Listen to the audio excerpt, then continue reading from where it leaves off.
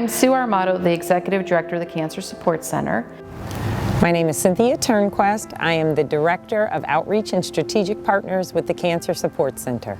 We're here in Homewood and Mokina. We serve all of the Chicago Southland and beyond. We're here to help you and make sure that you have the resources you need to have a high quality of life, even in spite of cancer. Find that inner strength, some peace, so you can navigate through this most difficult journey. We have individual counseling, we have support groups and resource groups, and we have wellness programs. So we have a wide array of wellness programs. So you can come for cooking classes, nutritional classes, you can come for fitness programs, we have art classes, we have bereavement and caregiving groups and kids programs, just about everything you can imagine we have at the Cancer Support Center. Back in the end of January, early February, we started hearing about COVID, and we started hearing that there were other countries that were really having to shut down in order to prevent the further spread of COVID. And at that time, I started to think, what if that happens here?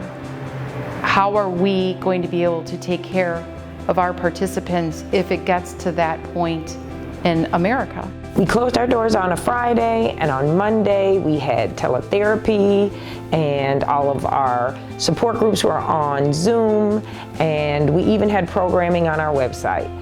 There are a lot of people with cancer who need us, who maybe can't come here, but gosh, we can go to them, and we know we can translate our programs to do that and to help save lives. We're reaching more people than we've ever reached before. Literally, we've tripled our numbers in terms of individuals that are now able to utilize our services.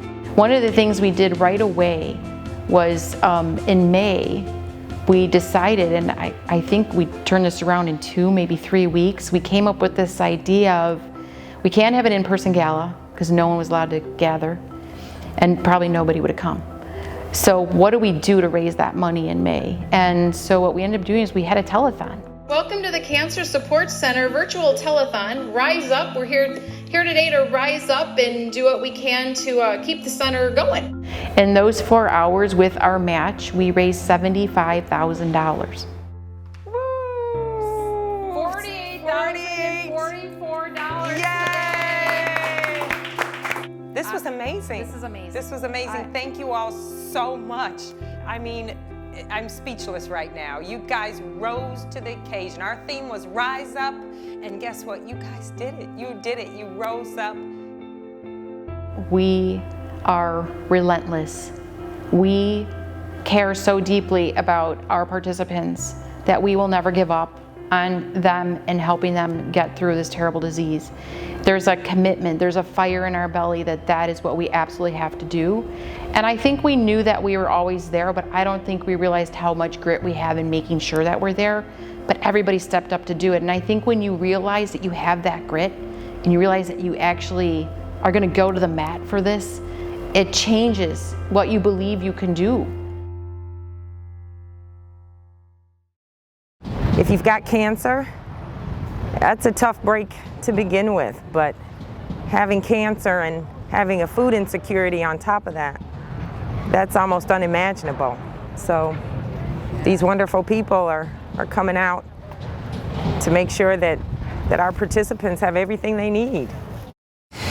Well, Anne, first of all, has been a long-time supporter of the center, a participant as well, and we've just had a wonderful relationship with her over numerous years. My name is Ann Jackson. I'm a physical therapist, and I am the founder and chief operating officer of a non-for-profit called the Center for Food Equity in Medicine. She recently has been very active in our community in addressing food insecurity needs. The term food insecurity means that an individual is not able to obtain adequate nutrition to maintain their nutritional needs throughout a day. So oftentimes we would find that our participants would not be going out to the grocery store as they normally would be because obviously of COVID and their fear of exposure. This was a huge issue, a barrier that we needed to address. So by partnering with Ann and her organization, we're able to, on a monthly basis, bring all of these grains and fresh fruits and vegetables and all of these other nutritional foods to our participants. Okay? This is only possible because of you. So I love to just, since I can't hug you, just hug yourself, tell you thank you for us. Thank you so much, because we don't have any money, but we still show up and we still do this. And we do it because each and every one of you, especially my husband Aubrey, give to us and help us and make this possible. And I am so grateful for each of you. We do take the time to find out, what do you like to eat? When do you eat it? Where do you like to get it? And that differs a lot from the traditional drive up, get a box, and it's a surprise box, you have no idea.